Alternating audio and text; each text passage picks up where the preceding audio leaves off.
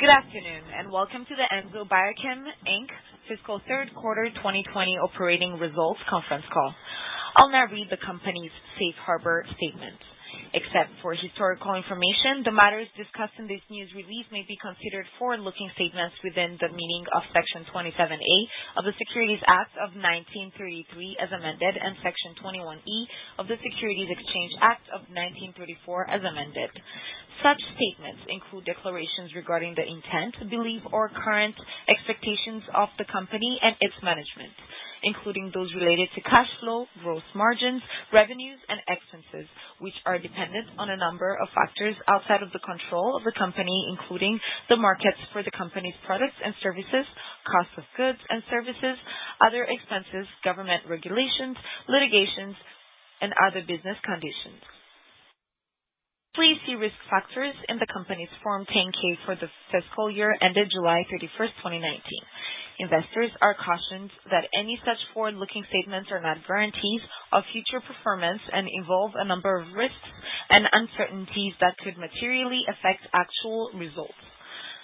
The company disclaims any obligations to update any forward-looking statements as a result of developments occurring after the date of this conference call.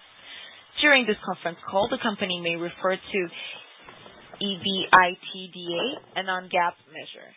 EBITDA is not and should not be considered an alternative to net income loss from operations, or any other measure for determining operating performance. The company has provided a reconciliation of the difference to GAAP on its website, www.enzo.com, and in its press release issued this afternoon. Our speakers today are Barry Weiner, President, and David Bench, Chief Financial Officer. I would now like to turn the floor over to your host, Ms. Weiner. The floor is yours. Thank you. Good afternoon, and thank you for joining us today. We issued our third quarter results after the market closed today, and I hope you've had a chance to look at them. First and foremost, we hope everyone is safe and healthy during this unprecedented time. Since the emergence of COVID-19, the safety of our employees has been of utmost importance. We've taken measures to safeguard our employees while maintaining full operations so we can continue to advance the important work we are doing. First, let me provide you with some context. As you can imagine, our third quarter presented many challenges and at the same time opportunities, as we are a global company with headquarters in New York City, the epicenter of the novel coronavirus in the United States, with our principal production and clinical laboratory activities in nearby Farmingdale, New York. At the onset of our pandemic, we needed to quickly secure our staff, with the majority of our employees required on the front lines, maintaining the critical testing capabilities to serve the needs of our market. We experienced many challenges consistent with others in the marketplace, including supply issues related to personal protective equipment, swabs, tubes, and reagents. With challenge and perseverance, we have overcome the bulk of our supply hurdles. While we imposed safety standards, our dedicated staff was motivated to show up at work as essential workers, even as the authorities were saying, "Stay home" to the general public. We transitioned many of our employees to a remote working environment. We are capable to do such, and we overcame short-staffed issues when some employees were ill and unable to work for periods of time. Our staff rose to the occasion and did an extraordinary job. Thanks to their unrelenting efforts, we have been able to continue operating, expand our testing development of needed novel approaches to COVID-19 testing without experiencing any interruptions. Our clinical diagnostics lab was especially impacted in March. Virtually the entire health and business structure of this country was shut down. Patients were ordered to stay home, doctors' offices were closed, and elective procedures were canceled. This environment hampered nearly all healthcare companies, whether they be bioscience companies, laboratories, and health networks alike. I'm pleased to report that we at Enzo determinedly pushed on and are moving forward with, as we see it, 5 key positive elements emerging from this pandemic. First, there was a newfound appreciation for clinical laboratories and the diagnostics industry at large. Second, our vertical integration and open platform business model invested in over the past 3 years is opportunistic and justified and allowed us to rapidly address the nationwide testing challenge. Third, we launched amidst a rapidly changing, turbulent environment an extensive, novel, multifaceted COVID-19 platform for both molecular and antibody testing. Fourth, we are now rapidly scaling capacity to increase volume. And fifth, we are meeting demand. Allow me to go through each of these points in a bit of further depth. There is a newfound appreciation for clinical laboratories and the diagnostic industry as large. This pandemic has shed light on vast misperceptions of the diagnostic industry and the fast restructuring needed to address the challenges of diagnostic testing. Over the past 2 years, reimbursements were being dramatically reduced, and the diagnostic sector was being marginalized to a point that has now come back to hurt this country. Today, the value proposition of diagnostics is better understood and widely appreciated and seen as fundamental and critically necessary in being able to restore vitality to our people and nation. Second, our vertical integration and open platform business model, invested in over the past 3 years, is opportunistic and justified and allowed us to rapidly address the testing challenge. Crucial supply issues that developed have shed light and justified our company's proprietary vertical integration to effectively navigate this environment and survive. For the most part, we own our supply chain and are using our own systems. We are building on several years of development of the GenFlex platform, which was launched pre-COVID with our women's health panel, and that has been effectively adapted in the current pandemic for COVID-19 testing. We manufacture our own reagents, swabs, utilize our own technological capabilities, and have been applying them to address COVID-19 from multiple angles. We are selling these kits and systems to other labs and customers, as well as running the tests using our unique products and platforms in our own clinical laboratory. Third, we have launched an extensive, novel, multifaceted COVID-19 platform for both molecular and antibody testing. We are offering our own proprietary, internally developed molecular diagnostic tests to detect the COVID-19 virus, as well as a serological diagnostic test for the novel coronavirus antibodies. We are also working on repurposing a drug candidate, now in early testing, for the treatment of COVID-19. We are now rapidly scaling capacity to increase volume. Enzo Life Sciences is offering a full range of COVID-19 products, including sample collection, molecular and antibody, as well as instrumentation on a global basis. Our internal manufacturing capability provides security of supply and stronger margins than tests currently available from other commercial suppliers.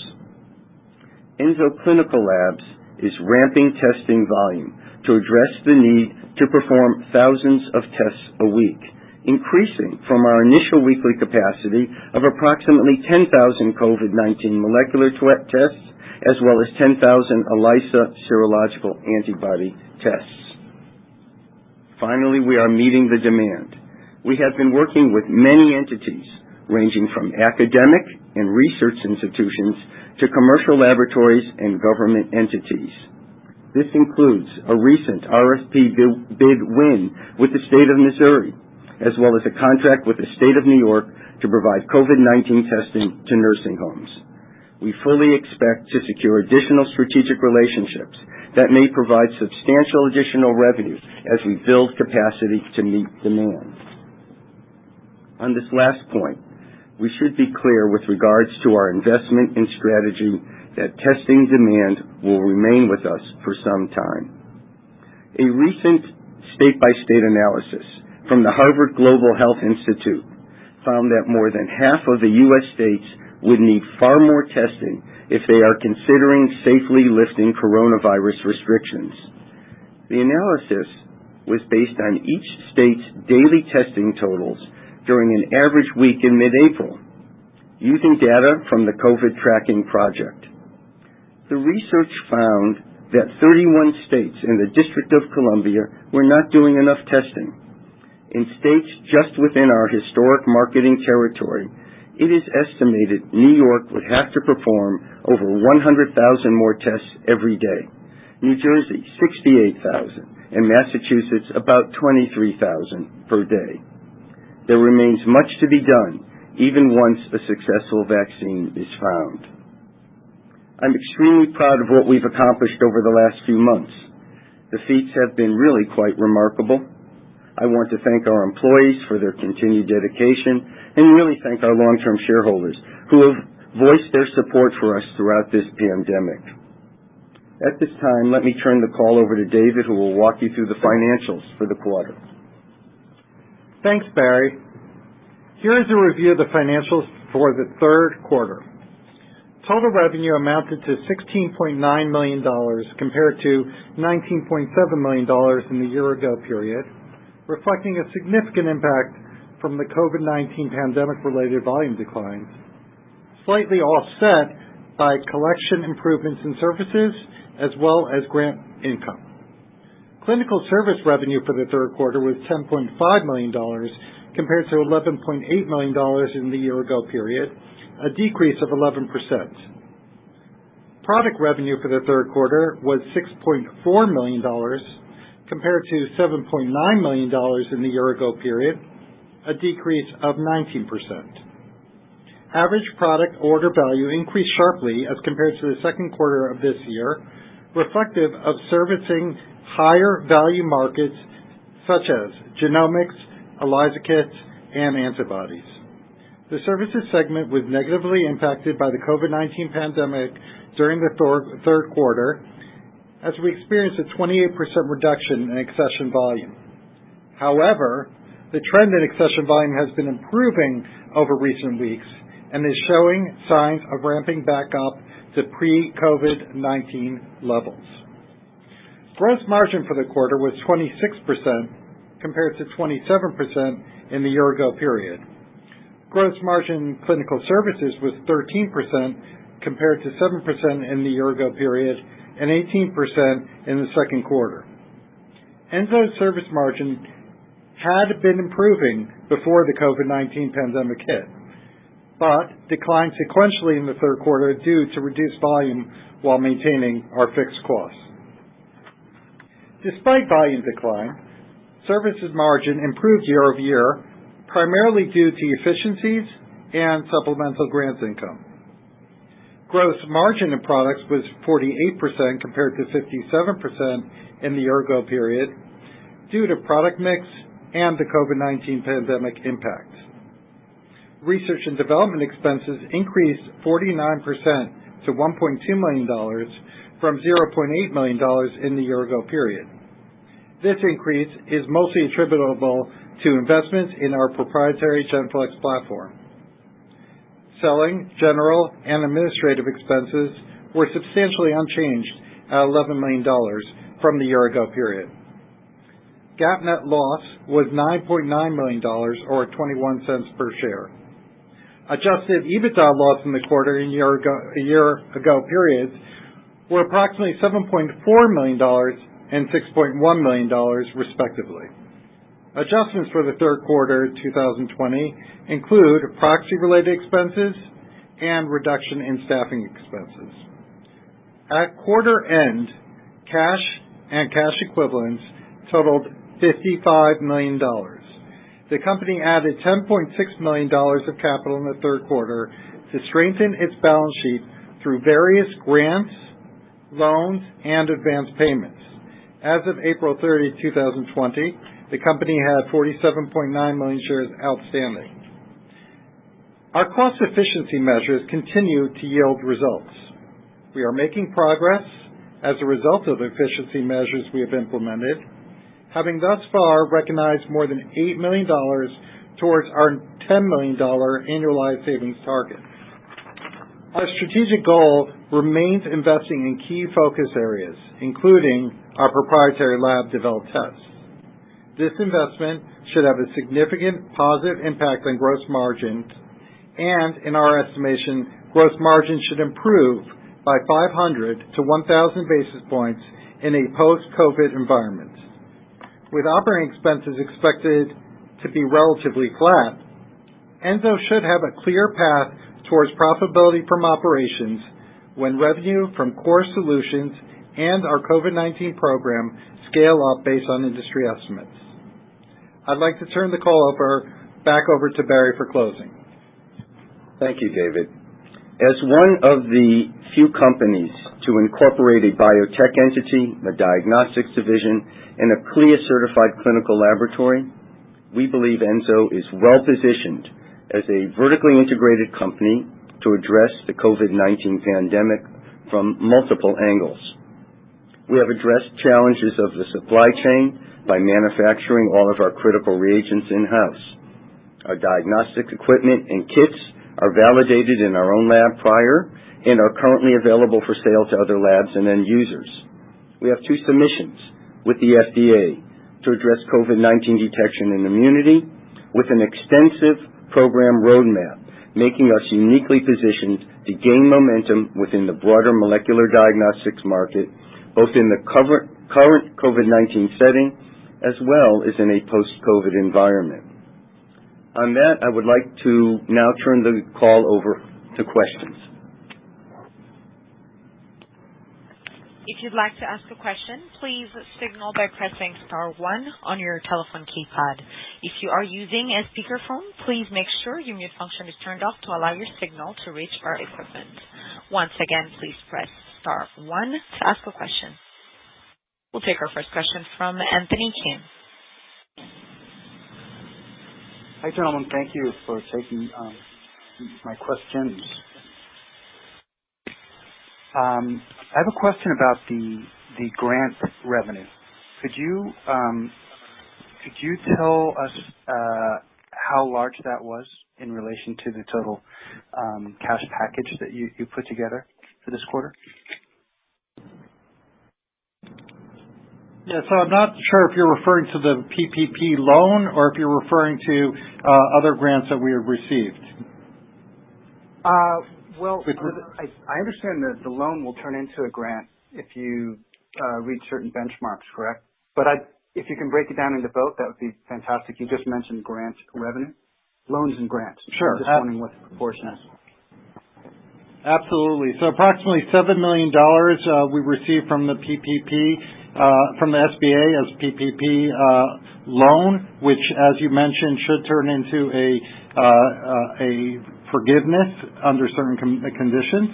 And in addition to that, from the HHS, we received $750,000 in the first tranche of that based on Medicare billings, and that we do expect a second tranche to come in as well. We have not received that yet. Okay, fantastic. I'm wondering, you said that you saw sales fall off, and that now you have signs of them ramping back up. When did you see the bottoming? I mean, temporarily, when did you see it? Was it in the past 2 weeks, or was it a month ago? Yeah, so we saw, if you're talking about the clinical laboratory accession volume, we saw that bottoming out in the beginning of April, and then recovering over the following weeks in April all the way through May. Oh, fantastic. So when you say that you see signs of it ramping back up to pre-COVID levels, you mean that is quite literally imminent? I mean, within days or weeks. Would that be accurate? Yeah, we're not providing guidance going forward, but we have enough data points to show that it is trending in the correct direction. Okay. Are you able to disclose how much what the volume of testing that you've done for this the COVID-19 in either category, and how much you're getting in total revenue for those? We have not broken that out specifically, but since the inception of our COVID testing, we have run thousands of tests. And you said that it will be an ongoing program. We don't know how long that ongoing will go, but do you expect that to become a significant portion of your say, next quarter's revenues? Are you able to comment on that? And maybe for the rest of the year? Yeah, so we expect it to be material. We can't, give you guidance in terms of how it's going to affect the year. I don't think anybody has that guidance at this point, but we do expect it to be material based on current volume. We are seeing I'm sorry, if I just add a little bit to that. I mentioned in my comments that we have entered into contracts with the state of Missouri, with the state of New York. There are a number of others which are in negotiation as we speak. We believe that the need and the demand for COVID-19 testing will be strong and continuous, and we believe that this will continue even through the introduction of a vaccine and the timing post that. I think this is something we are going to have to live with, and I believe we as a laboratory, because of our unique structure and capability, will be able to deliver significant volumes of testing that will enhance and really promote or add value to our core business, which is ongoing right now and growing.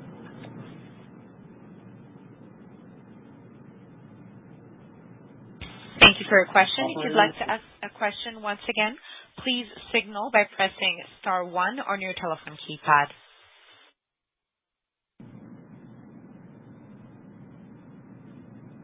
Once again, if you'd like to ask a question, please signal by pressing star 1 on your telephone keypad. Just giving it a moment to allow everyone an opportunity to signal for questions. We're taking a question from Jay Farrar. Please go ahead. Yes, I got into the call a moment or so late, so please excuse me if I ask a question that's already been asked, but I have a couple of quick questions. First of all, in some of the past information you put out, we talked about strategic opportunities that are going to benefit shareholders. If you haven't already discussed that, how's that progress going? That's part 1. I have another question after that. In terms of, we are in dialogue with a number of different parties concerning many of the different aspects of our business, whether it's on the diagnostics front. We have historically commented, we have been exploring opportunities on the therapeutic front as well. The COVID issue certainly forced all companies to take a look inward in terms of their survival, their strategic plans moving forward. So I think during the last few months, that has been the general nature of the industry.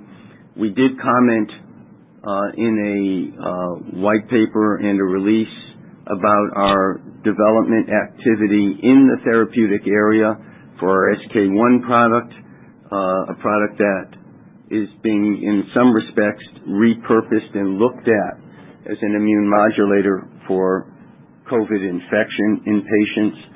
That is just another enhancement of our therapeutic portfolio. And so we are actively exploring, but quite bluntly, the last few months have been and required a dedicated exertion of effort to maintain our business. Number 1, to maintain our staffing and make them healthy and safe, and to be able to enhance and build new products. And we've done an unbelievable job in the last few months, bringing out both the molecular, the antibody test, looking at different sample collection techniques, submitting protocols to the FDA and so forth. So I think that area of activity did take somewhat of a pause, as we all focused on this pandemic and how we can contribute and create value from it, as well as perhaps just survive for many companies out there. So we are actively exploring. That has not disappeared, but I believe the last few months have caused a bit of a pause in everyone's activity on the strategic front. Thank you for your question. This marks the end of today's question and answer session. I'd like to turn back the conference over to Mr. Weiner. Please go ahead, sir. Thank you very much for joining us. As I commented, this has been a remarkable period for Enzo, as well as many other companies in the diagnostics marketplace. I believe we have contributed significantly with the introduction of novel and unique tests to this market. I think for Enzo, this will be a very important demarcation for our business in terms of our capability and abilities to be formally recognized and make a significant contribution to the overall well-being of our population, as well as enhancing the scope of our business and driving value for all of our shareholders. Thank you very much. This concludes today's call. Thank you for participating. You may now disconnect.